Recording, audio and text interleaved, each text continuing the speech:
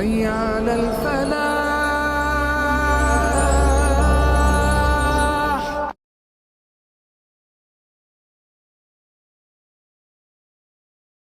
تو ابو بکر بھائی گزارش یہ ہے کہ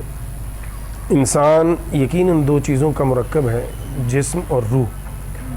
تو روح جو ہے وہ میں اکثر کہا کرتا ہوں کہ ہمارے جسم کا بنیادی حصہ ہے، لیکن ہماری توجہ جو ہے وہ اس قدر نہیں ہوتی اس طرف جس قدر ہونی چاہیے. اپنی جسمانی ضروریات کے لیے تو انسان تگودو کرتا ہے، صبح سے شام تک ہم اپنے جسم کی ضرورت کو اور اپنے جسم کی بھوک کو مٹانے کے لیے محنت بھی کرتے ہیں، گھر بار سے دور بھی جاتے ہیں، پردیس بھی چلے جاتے ہیں، محنت بھی کرتے ہیں اور تکلیفیں بھی برداشت کرتے ہیں کہ کسی طرح ہمارے جسم کی ضروریات پوری ہوتی رہیں. لیکن جو اہم ہے جسم سے بھی وہ روح ہے. اس کی جو غذا ہے یا روح کی جو توانائی اور طاقت اور راحت کا سامان ہے وہ ہم نہیں کرتے. جو لوگ اپنی روح کو توانا کر لیتے ہیں اور اپنی روح کی ضروریات کو سمجھ لیتے ہیں اور اسے پورا کر لیتے ہیں، قرآن کریم نے ان کو بہت بلند سٹیٹس اور مقام دیا ہے. اللہ رب العزت نے قرآن حکیم میں بہت سے مقامات پر اس طرف ہماری توجہ دلائی ہے. مثال کے طور پر روح کی اگر ہم بات کریں تو قرآن مجید نے اس کو اس انداز میں ہمارے لیے واضح کیا، وَيَسْأَلُونَكَ عَنِ الرُّوحِ. اے پیارے نبی صلی اللہ تعالیٰ علیہ وسلم، یہ آپ سے پوچھتے ہیں کہ روح کیا ہے. قُلِ الرُّوحُ مِنْ أَمْرِ رَبِّي.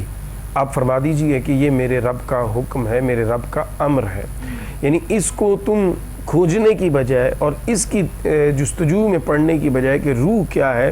بس اتنا سمجھو کہ یہ تمہارے رب کا حکم ہے، اور اس رب کے حکم کو تم جس قدر قرآن و سنت کی روشنی میں توانا کر سکتے ہو، مضبوط کر سکتے ہو، خوبصورت کر سکتے ہو، وہ تمہیں کرنا چاہیے. دیکھیے یہ جسم جو ہے یہ عارضی ہے، یہ جب تک ہماری سانس چل رہی ہے، بلکہ سانس چلتے ہوئے میں بھی اللہ نہ کرے اعضاء کام کرنا چھوڑ دیتے ہیں، جیسے فالج ہو گیا، جیسے اور کوئی اس طرح کے معاملات ہو گئے. اب جسم ہے لیکن کام نہیں کر رہا. تو روح جو ہے یہ ایک ایسی چیز ہے جو اس زندگی میں بھی اور اس کے بعد کی جو زندگی ہے اس میں بھی بنیادی فیکٹر وہ ہے. تو روح جب ہم اپنی توانا کرتے ہیں، روح کو پاکیزہ کرتے ہیں، روح کو ستھرا کرتے ہیں، تو پھر اس کی غذاؤں کی طرف ہم کوشش کرتے ہیں اور متوجہ ہوتے ہیں، تگ و دو کرتے ہیں. روح کی غذا جو ہے وہ تلاوت قرآن ہے، روح کی غذا جو ہے وہ اللہ کا ذکر ہے، وہ عبادات ہے، وہ رسول اکرم صلی اللہ علیہ وسلم اور آپ کی آل پاک پہ درود پاک کا نذرانہ ہے. جب آپ اس طرف مائل ہوتے ہیں تو آپ کی طبیعت میں ایک ٹھہراؤ پیدا ہوتا ہے، اور آپ کے بے چین دل کو ایک سکون اور قرار میسر آتا ہے، اور آپ کے اندر ایک اطمینان کی کیفیت ہوتی ہے. در حقیقت یہ اطمینان کی کیفیت یہ آپ کو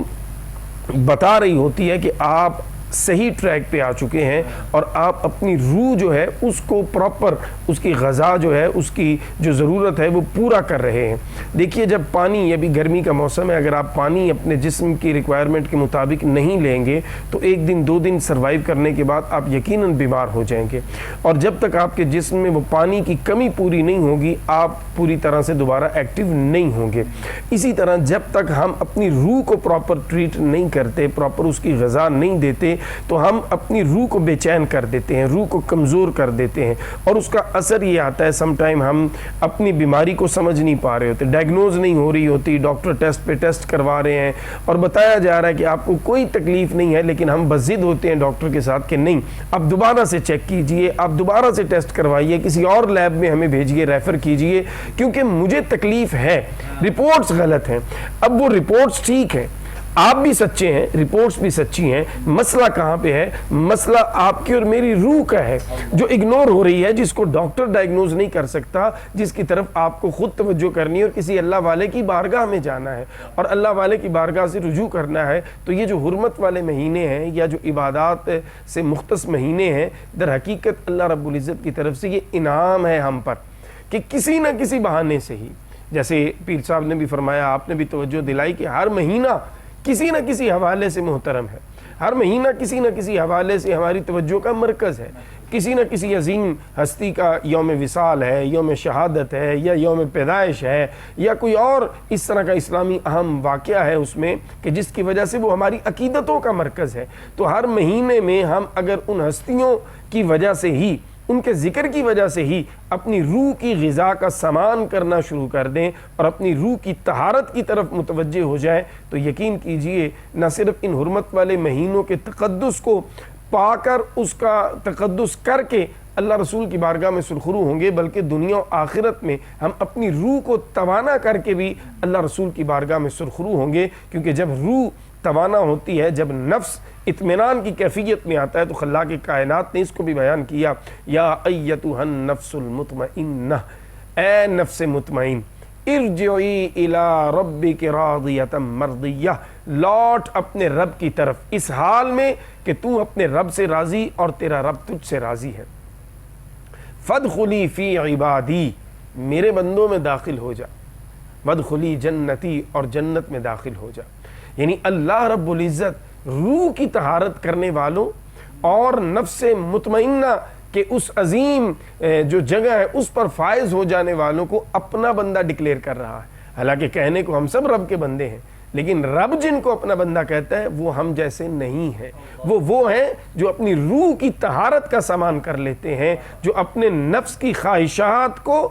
قربان کر دیتے ہیں۔ جیسے جانور کی گردن پہ چھری پھیر کر ہم اپنے اندر ایک کیفیت اطمینان کی محسوس کرتے ہیں کہ شکر ہے یا اللہ تیرا، تو نے یہ سعادت بخشی ہے، کاش جانور کو قربان کرنے کے ساتھ ساتھ اپنی اناؤں کو، جو جھوٹی انائیں ہم نے پال لی، ان کو بھی قربان کر دیں، ان کو بھی ذبح کر دیں، کاش ہم اپنی خواہشات بد کو بھی ذبح کر دیں اور ان خواہشات کی جگہ اللہ رب العزت اور اللہ کے پیارے رسول صلی اللہ تعالیٰ علیہ وسلم کی شریعت کے اتباع کے جو ایک عہد ہے اس کو مزید اب پختہ کریں اور اس کی طرف متوجہ ہو جائیں۔ تو یہ حرمت والے مہینوں کا دراصل میسج بھی یہی ہے کہ ہمیں اپنے جسم کے ساتھ ساتھ اپنی روح کی طرف بھی توجہ کرنی ہے اور اس کی طہارت اور اس کے اطمینان اور سکون کا سامان بھی کرنا ہے، پھر دنیا و آخرت میں یقیناً اللہ اور اس کے رسول کی بارگاہ میں ہم سرخرو بھی ہوں گے اور عزت بھی پائیں گے۔ اور یہاں پر گفتگو کرنے کا بالکل بھی مطلب سہروردی صاحب نے جو وضاحت کی، جناب قبلہ عبداللہ ثاقب صاحب نے وضاحت کی، قطعاً ایسا مطلب نہیں ہے کہ جو حرمت والے مہینے ہیں اور انہی کو سمجھا جائے اور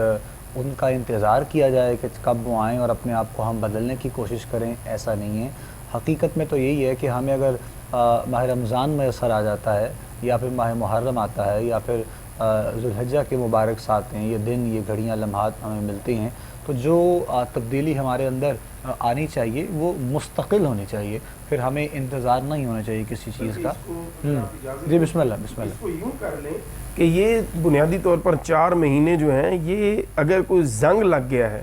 اگر کوئی روانی میں تھوڑی سی کمزوری آ گئی ہے، تو یہ 4 مہینے خلاق کائنات نے اس زنگ کو اتارنے اور اس جو کمی ہے اس کو دور کرنے کے لیے عطا فرمائے ہیں، نہ کہ ان کا مقصد یہ ہے کہ صرف یہ 4 مہینے باقی 8 مہینے اپنے رب کو بھول جائیں، ایسا ہرگز نہیں ہے۔ یہ 4 مہینے تو بوسٹر ڈوز ہیں جو اللہ کی طرف سے ہمیں میسر آتے ہیں۔ لیکن یہاں پر بھی ایک بڑی خوبصورت بات وہ یہ جناب قبلہ عبداللہ ثاقب صاحب کے رب کی جو ہے وہ ربوبیت کو بڑھانے کے لیے اس انداز میں کہ یہ 4 مہینوں کا تو پھر بھی مومن کے لیے آسانی ہے، اگر وہ کریم ہے، وہ رحیم ہے، وہ فضل کرنے والا ہے، رحم فرمانے والا ہے، ان اللہ علی کل شیء قدیر ہے، وہ اپنے جو ہے وہ کرم سے چاہے تو چند سیکنڈز میں دنیا بھی بدل جاتی ہے، کایا بھی بدل جاتی ہے اور ایمان مکمل ہو جاتا ہے، مضبوطی مل جاتی ہے۔ یعنی ایسا نہیں ہے کہ یہ 4 مہینے کو خاص اللہ نے اپنے جو ہے وہ بندوں کو اس لیے دیے کہ وہ منوا سکے کچھ، ایسا بالکل نہیں ہے۔ یہ اس کا شکر ہے ہر وقت جو ہم بجا لائیں کہ مالک کائنات نے ہمیں یہ دن، یہ گھڑیاں، یہ لمحات جو ہیں وہ عطا کی ہیں، اور پھر بھی اگر یہ ساری چیزوں کو دیکھتے ہوئے کوئی بندہ غفلت کرتا ہے تو وہ جناب قبلہ سہروردی صاحب کی جانب میں آنا چاہوں گا، تھوڑی سی گفتگو کو مزید آگے بڑھائیں گے انشاءاللہ۔ قبلہ یہ فرمائیے گا کہ اگر کوئی غفلت کرتا ہے تو یقیناً یہ اس کے لیے بدقسمتی ہے، اور وہ اپنے لیے پھر مسائل، پریشانیاں جو ہے وہ لوگ ملتے ہیں، لوگ اظہار کرتے ہیں کہ کاروبار نہیں چل رہا ہے، مسائل ہیں جی، پریشانیاں ہیں، گھر میں نا اتفاقی ہے، لڑائی جھگڑا نظر آتا ہے، اور پھر اولاد بھی جو ہے وہ نافرمان ہے۔ یہ ساری چیزیں کیا آیا ان چیزوں کا امر نہیں ہوتی کہ انسان یہ سارے معاملات میں اپنے آپ کو ملوث کر لیتا ہے، تو وہ پھر رب کائنات کی طرف سے کسی نہ کسی چیز میں، کسی نہ کسی انداز میں اس کے سامنے یہ چیزیں آتی رہتی ہیں، یا پھر ہم کہتے ہیں اگر بہت حد تک کوئی جملہ نہ آئے تو یہ کہہ دیتے ہیں جی آزمائش ہے شاید میرے رب کی، کوئی میں بڑی آزمائش میں گزارا ہوں جی، اس کی بھی کیا حقیقت ہے؟ تھوڑی سی اس کی بھی وضاحت سرور صاحب فرمائیے گا ضرور۔ دیکھیں، اصل میں حقیقت یہ ہے کہ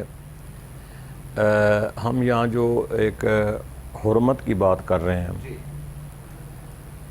یہ ایک باقی جتنے مہینے ہیں قمری جو ہمارے سال کے ہیں، کوئی مہینہ ایسا نہیں ہے کہ جس میں ہم سمجھیں کہ ان مہینوں میں جو عمل ہیں وہ منقطع ہو گئے ہیں اور باقی ان میں جو ہیں وہ عمل چل رہے ہیں۔ جتنے بھی ہمارے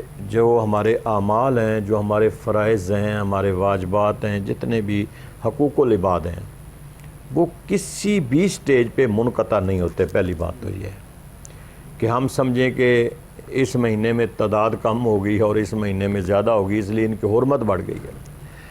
وہ تھوڑا سا جو اس میں فرق ظاہر ہو رہا ہے وہ کسی نہ کسی خاص جو اللہ رب العالمین کے خاص مقصد کے لیے یا خاص نسبت کی وجہ سے ان کو جو ہے ایک عزت جو ہے وہ دی گئی ہے کہ یہ حرمت والے مہینے ہیں، اور ان میں آپ نے جس طرح ہم اگر کوئی 10 آدمی بیٹھے ہوں تو کوئی ایک ایسا کوئی اچھا انسان خوبصورت یا صاحب علم یا صاحب شریعت یا صاحب طریقت تشریف لے آئیں، ہم سارے باقی بھی بیٹھیں لیکن ہم ان کا کھڑے ہو کے زیادہ استقبال کرتے ہیں، ہم ان کا زیادہ احترام کرتے ہیں۔ وجہ کیا ہے کہ باقی بھی تو 10 بیٹھے ہیں لیکن ہم سمجھتے ہیں کہ یہ تقوی میں ہم سے زیادہ ہے، یہ علم میں ہم سے زیادہ ہے، یہ طریقت اور شریعت میں ہم سے زیادہ ہے، یہ عمر میں ہم سے بڑا ہے، اس لیے ہم اس کے احترام کے لیے سارے کھڑے ہو گئے ہیں، حالانکہ دوسرے بھی ہیں۔ تو یہ صرف ایک احترام ہے کہ جس طرح حج پہ لوگ گئے ہوئے ہیں اور انہیں بے شمار چیزوں سے منع کر دیا گیا، آپ نے احرام کی حالت میں یہ کام بھی نہیں کرنا، یہ بھی نہیں کرنا، یہ بھی نہیں کرنا، حالانکہ خوشبو لگانا سنت ہے لیکن ہم اس احرام کی حالت میں ان سے بھی بچتے ہیں۔ بے شمار کاموں سے ہمیں منع کر دیا گیا کہ آپ نے احرام کی کیفیت میں یہ کام نہیں کرنا، اس لیے کہ وہ احرام کی حرمت ہے۔ اس حرمت کی وجہ سے ہمیں ان چیزوں سے اجتناب کرنا پڑتا ہے۔ ہم اس حالت احرام میں اپنا عمرہ کر رہے ہیں یا حج کر رہے ہیں تو اس احرام کی حرمت سے ہم ان چیزوں سے محفوظ ہمیں منع کر دیا گیا۔ تو اس لیے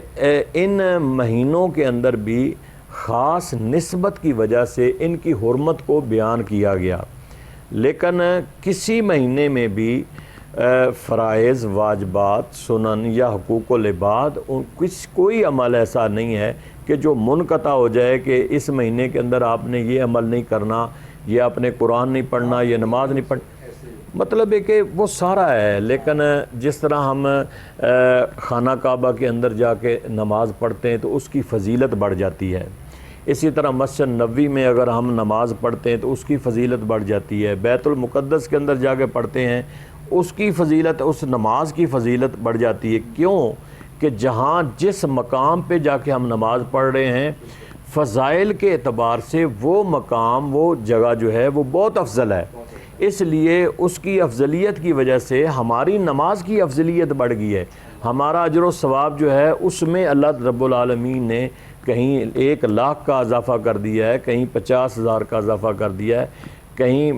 کتنا اضافہ کر دیا ہے، لیکن ان کی وجہ سے، نسبت کی وجہ سے اللہ نے ہمارے اعمال میں، ہمارے فرائض میں، ہماری عبادات میں اللہ تعالیٰ نے اضافہ کر دیا ہے۔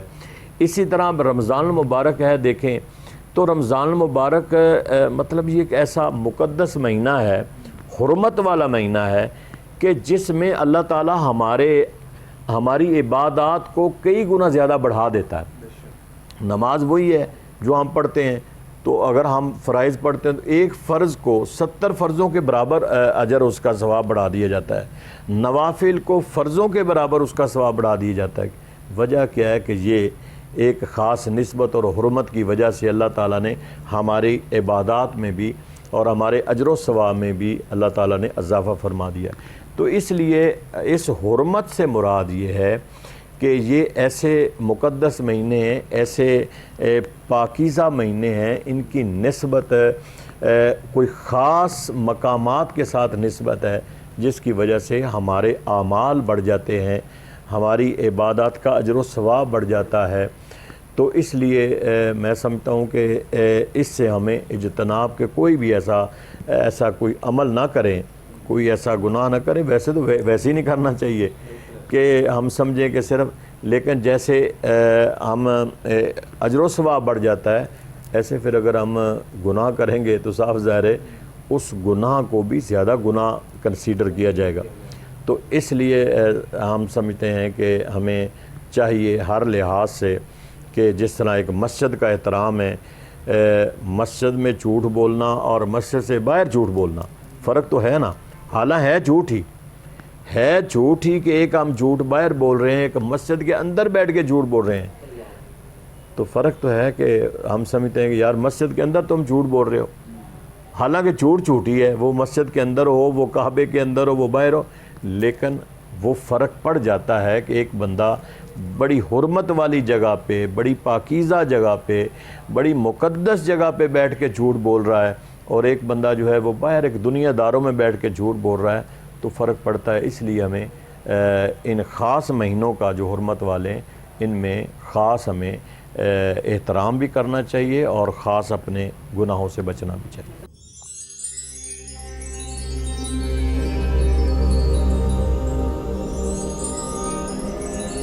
حي على الفلاح.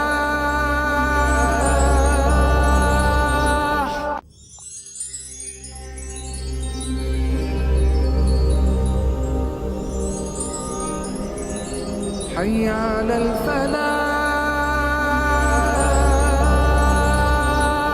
جس طرح جھوٹ کی بات ابھی جناب قبلہ سرور صاحب فرما رہے تھے، عبداللہ ثاقب صاحب، اور مطلب جو شخص اس کے لیے کوئی پاکیزہ جگہ بھی معنی نہیں رکھتی ہے، یا کسی ایسے مقام پر ہے، کسی ایسی جگہ پر ہے، اور وہ گنہگار بھی ہو رہا ہے، خود بھی ہوتا ہے، لوگوں کو بھی کرتا ہے، یعنی وہ ان تمام چیزوں کو بھول جاتا ہے جو اللہ اس کے رسول نے فرمایا ہے، تو ہم اکثر ایسے کہتے ہیں کہ ہم یہ زبان پہ جملہ ہوتا ہے کہ یہ فلاں بندے کا دل اس کا بس مردہ ہو گیا ہے، یا پھر یہ اتنا گنہگار ہے کہ اس کو اندازہ نہیں ہوتا کس حوالے سے۔ تو یہ کہہ دینا اس طرح کسی کو، یا کسی کے بارے میں کوئی رائے قائم کرنا، یہ مناسب ہے، یا پھر مطلب وہ بندہ اپنے رب کی بارگاہ میں کتنا پسندیدہ ہے یہ تو ہم نہیں جانتے ہیں، ہو سکتا ہے وہ آپ سے زیادہ بڑھ کر ہو جو کہنے والا ہے۔ تو اس کے مطلب بارے میں تھوڑی سی فرمائیے گا کہ کسی کے بارے میں ایسے رائے قائم کر لینا، یا خود سے لوگوں کو، پھر ہمارے ہاں چونکہ یہ ایک وتیرہ عوام کا ایسا ہے کہ اس کے بارے میں رائے بھی قائم کی جاتی ہے، پھر لوگوں کو بتایا جاتا ہے کہ فلاں بندہ ایسا ہے، فلاں بندہ ایسا ہے، یعنی ایک تو آپ اپنے لیے اکٹھا کر رہے ہیں سارے معاملات کو اور اس کو بڑھا رہے ہیں خود سے ساری چیزوں کو، تو اس پر بھی تھوڑی سی فرمائیے گفتگو کہ یہ عمل کیسا ہے مومن کے لیے۔ وکر بھائی، اصل میں اسلام کی تعلیمات اور پھر اسلام کی تعلیمات کا جو ایک کریم ہے صوفیاء کا طریقہ، اس سے دوری ہے یہ۔ دیکھیے، ایک چیز ہے کہ آپ شریعت کو اپنے زاویہ نظر سے، نقطہ نظر سے سمجھنے کی کوشش کرتے ہیں، آزاد ذہن کے ساتھ، کسی کو نہیں مانتے، کسی امام کسی بڑے کو نہیں مانتے، آپ کہتے ہیں کہ نہیں، میں خود سے قرآن مجید اور حدیث مبارکہ سے کنسیو کروں گا، چیزیں اخذ کروں گا اور پھر میں وہی آگے فارورڈ کروں گا۔ ایک یہ طریقہ ہے جس کو آج پسند کیا جا رہا ہے بدقسمتی کے ساتھ، اور ایک طریقہ جو ہے جو اسلام کا پسندیدہ طریقہ ہے وہ یہ ہے کہ اسلامی تعلیمات کو مزاج رسول صلی اللہ علیہ وسلم کے تابع سمجھا جائے، یعنی آزاد اپنے نقطہ نظر سے نہیں، بلکہ جو مزاج ہے رسول اکرم صلی اللہ علیہ وسلم کا، اس کے تابع رہ کر آپ ان چیزوں کو آگے لے کے چلیں، اور اس کے لیے پھر ضروری ہوتا ہے کہ آپ صحابہ کرام علیہم الرضوان، اہل بیت اطہار نے جو تشریحات کی ہیں، اور پھر ان تشریحات کے تابع ان کے شاگردوں نے، ان کے شاگردوں کے شاگردوں نے سینہ بسینہ جو چیزیں امت کو عطا کی ہیں، منتقل کی ہیں، ان کے زیر سایہ اور زیر تابع اسلام کو سمجھا جائے، اسلام کی تعلیمات کو سمجھا جائے۔ بدقسمتی کے ساتھ آج اس چیز پہ اتنا فوکس نہیں رہا، ہمیں اس چیز پہ فوکس کرنے کی ضرورت ہے۔ صرف یہ نہیں ہے کہ ہم نے یہ چیز یہاں سے اٹھائی اور یہاں رکھ دی اور ہم نے اپنا کام کر دیا، ایسا نہیں ہے۔ یہ چیز یہاں سے یہاں رکھی ہے ہم سے پہلے بھی لوگوں نے، اب ہم نے ان سے نور لینے کی کوشش کرنی ہے کہ انہوں نے اس کو کیسے سمجھا, انہوں نے کس پوائنٹ کو کتنا ہائی لائٹ کیا. اس کے تابع رہ کر جب ہم آگے چلتے ہیں اور صوفیاء کے انداز کو اپنانے کی کوشش کرتے ہیں تو پھر ہمیں سمجھ آتا ہے صوفیاء کرام جو ہیں انہوں نے اس بات کو بڑا خوبصورت انداز سے واضح کیا. میں اس پر ایک مثال میرے ذہن میں آئی سر دست وہ عرض کرتا ہوں کہ کسی اور کی خامیوں کو دیکھنے کا ٹائم ہمارے پاس نہیں ہونا چاہیے. ہمارے پاس یہ ٹائم ہی کیوں ہے کہ ہم کسی اور پر تبصرہ کر رہے ہیں بیٹھ کے. قرآن مجید نے تو اس کو یوں کنڈیم کیا ہے کہ کیا تم میں سے کوئی یہ چاہے گا کہ وہ اپنے مردہ بھائی کا گوشت کھائے, لحم اخی میتن فکرہتموہ, لیکن تم یہ پسند نہیں کرو گے. تو اگر میں اپنے مرے ہوئے بھائی کا گوشت کھانا پسند نہیں کرتے تو قرآن مجید اور رسول اکرم صلی اللہ علیہ وسلم کی تعلیمات نے فرمایا کہ اپنے بھائی کے پیٹھ پیچھے وہ بات کرنا جو اس کے منہ پہ کی جائے اسے بری لگے, یہ ایسے ہی ہے جیسے تم نے مرے ہوئے بھائی کا گوشت کھایا. تو یہ تو ویسے ہی کنڈیمیبل چیز ہے, اس کو تو ہمیں اپنی زندگیوں سے ویسے ہی نکالنا ہے. لیکن صوفیاء کرام کا جو انداز ہے, جو سکھانے کا طریقہ ہے, ایک شخص ایک بزرگ کے پاس حاضر ہوا اور عرض کی کہ میں جب بازار سے گزرتا ہوں لوگوں کو جب اللہ اور رسول کی نافرمانی کرتے ہوئے دیکھتا ہوں تو میرا خون کھولتا ہے, مجھے بڑا غصہ آتا ہے, میرا دل کرتا ہے میں ان کے سر پھوڑ دوں, ان کے ساتھ لڑ پڑوں, ان کو میں ماروں. تو مجھے آپ اس کا حل بتائیں کہ کیا کیا جائے. ان بزرگوں نے مسکرا کر فرمایا کہ اچھا چلیں آپ کے مسئلے کا حل بھی آپ کو بتا دیں گے. آپ نے ایک کام کرنا ہے, ایک ہاتھ پہ پانی کا پیالہ بھر کے رکھیں اور ایک پہ دودھ کا پیالہ بھر کے رکھیں. دونوں ہاتھوں پہ آپ نے پیالے بھرے ہوئے رکھنے ہیں اور آپ نے پورے بازار کا چکر لگانا ہے جہاں تک بازار ہے اور پھر واپس آنا ہے آپ نے. لیکن یہ شرط ہے کہ آپ نے پانی اور دودھ کو گرنے نہیں دینا, چھلکے نہ اپنے وہ اس پیالے سے. پیالے اب لبالب بھر دیے گئے, بھائی صاحب کے ہاتھ پہ رکھے گئے, ایک پہ دودھ کا ایک پہ پانی کا, اور بھائی صاحب کو کہا گیا جائیے بازار پھر کے آئیے. اب بھائی صاحب جب وہ دونوں پیالے ہتھیلیوں پہ رکھ کے نکلے تو اب ظاہر ہے ان کی پوری توجہ جو تھی وہ راستے پہ اور اپنے ہاتھوں کی طرف تھی, نیچے کی طرف کہ کوئی ٹھوکر نہ لگ جائے, کوئی گڑا نہ آ جائے, کوئی پتھر نہ آ جائے راستے میں. اور دوسرا ان کی آنکھ تھی اپنے ہاتھوں کی طرف, اپنے پیالوں کی طرف کہ پانی نہ چھلکے, دودھ نہ چھلکے. گئے, پورا چکر لگا کے واپس آئے, سانس پھولا ہوا تھا, پیالہ رکھا, شکر کا کلمہ پڑھا اور بزرگوں کو عرض کی کہ لیں جی میں نے آپ کا جو ٹاسک تھا وہ پورا کر دیا, اب آپ کائنڈلی میرے مسئلے کا حل مجھے بتائیں. فرمایا اب جب تم بازار سے گزرے تو تمہیں کتنا غصہ آیا؟ کہا جی غصہ خاک آنا تھا, میں کسی کو دیکھ ہی نہیں پایا, میری پوری توجہ جو تھی وہ اپنی طرف تھی کہ میں اس ٹاسک کو پورا کروں. تو بزرگوں نے مسکرا کے فرمایا کہ بس یہی آپ کا حل, علاج اور سبق ہے کہ آپ دوسروں کی طرف دیکھنے کی بجائے اپنی طرف دیکھیے. نہ آپ کو کسی پہ غصہ آئے گا, نہ آپ کسی کی بدخوئی کریں گے, نہ کسی کے بارے میں کینہ دل میں آئے گا, نہ بغض آئے گا, نہ غیبت ہوگی, نہ چغلی ہوگی. یہ ساری بیماریاں آپ کی ختم ہو جائیں گی. خامی یہ ہے کہ ہم میں سے ہر بندہ دوسرے کو جج کرنے کی فکر میں ہے, اپنے آپ کو دیکھنا, جانچنا, پرکھنا وہ ہم نے ترک کر دیا ہے. اسلام کی تعلیمات یہ ہیں, صوفیاء کا انداز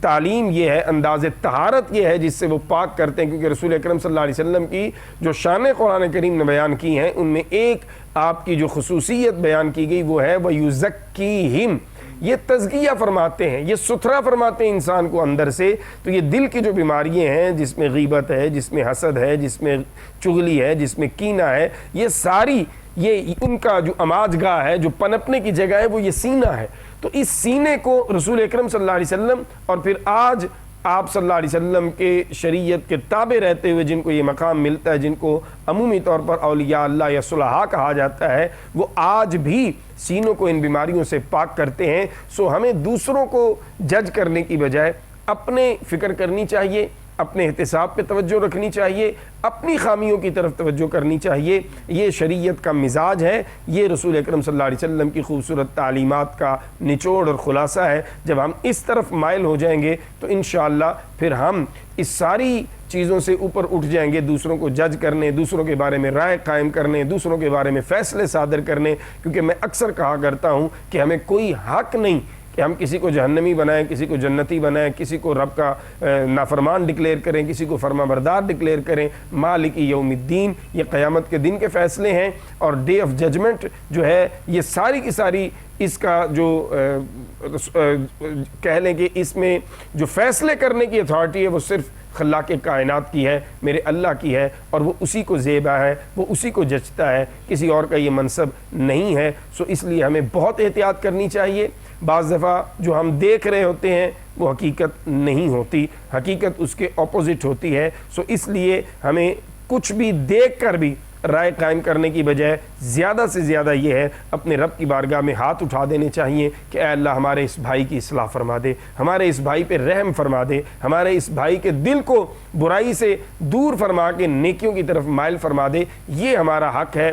تنہائی میں اس کو رہنمائی کرنا، سمجھانے کی کوشش کرنا یہ ہمارا حق ہے، لیکن کسی کو ڈیگریڈ کرنا، بندوں میں بیٹھ کر اس کی برائیاں کرنا، یا وہ باتیں بھی جو اس میں ہیں لیکن ان کا کوئی وہاں کرنے کا تک نہیں بنتا۔ یعنی دیکھیں اگر کوئی رشتہ اپنی بیٹی کا دے رہا ہے اور پھر آپ سے آ کر وہ کنسیڈر کر رہا ہے، دین تو سمجھ آتا ہے کہ آپ بتا دیں ان کو کہ بیٹی کے رشتے کا معاملہ ہے، ساری زندگی کا معاملہ ہے کہ جس میں یہ معاملات ہیں۔ لیکن اگر ایک جگہ پہ آپ ویسے ہی بیٹھے ہیں، جرنل بیٹھک ہے اور وہاں کوئی سروکار نہیں اس بندے کو لے کر، اور آپ اس کی برائیوں کو ڈسکس کرتے ہیں، تو در حقیقت یہ آپ اپنے آپ کو تباہی کے راستے پہ لے کے جاتے ہیں۔ تو ہمیں چسکے ضرور ہیں ان چیزوں میں، مرچ مسالہ ہوتا ہے، بندے کی طبیعت مائل ہوتی ہے اس طرف، لیکن ہمیں اللہ رسول کے احکامات کے تابع ہو کر سوچنا چاہیے اور ڈرنا چاہیے اللہ سے، اور کسی کی برائی نہیں کرنی چاہیے، کیونکہ حدیث مبارکہ کا واضح مفہوم ہے رسول اکرم صلی اللہ علیہ وسلم کا کہ جو انسانوں کے پردے رکھتا ہے اللہ رب العزت کی ذات پھر اس کے پردے رکھتی ہے۔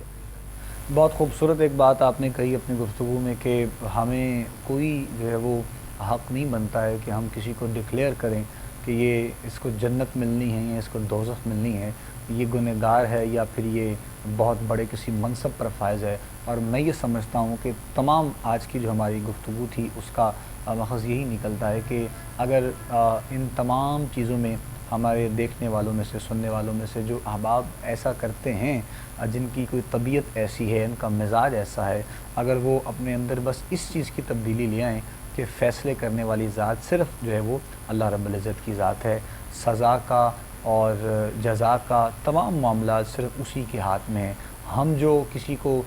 جنت اور دوزخ بانٹتے ہوئے نظر آتے ہیں، خدا را ان چیزوں سے ہمیں باہر نکلنا ہے، اپنے آپ کو بدلنے کی بہت جو ہے وہ ضرورت ہے۔ پروردگار عالم تمام دیکھنے والوں پر، سننے والوں پر اپنا کرم اور اپنا فضل فرمائے۔ ہماری انشاءاللہ آپ سے ملاقات ہوتی رہے گی پروگرام حی علی الفلاح میں، اور ہر روز کے دن میں انشاءاللہ ایک نیا موضوع ہوگا، علماء ہمارے ساتھ ہوں گے، انشاءاللہ اس پر گفتگو رہا کرے گی، آپ لوگوں کے بھی سوالات انشاءاللہ شامل ہوا کریں گے پروگرام میں۔ آخر میں شکریہ ادا کروں گا اپنے دونوں شخصیات کا، حضرت علامہ عبداللہ ثاقب قادری صاحب کا، جناب قبلہ پیر صاحب سرودی صاحب کا، اور دعا انشاءاللہ ہر روز کی طرح اس پروگرام میں یعنی آج بھی ہوگی، اور